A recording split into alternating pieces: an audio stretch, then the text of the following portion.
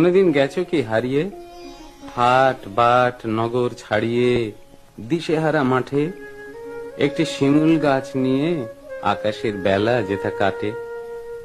সেখানে অনেক পথ খুঁজে পৃথিবী শুয়েছে চোখ বুজে, এলিয়ে হৃদয় শিয়রে শিমুল শুধু একা চুপ করে রয়।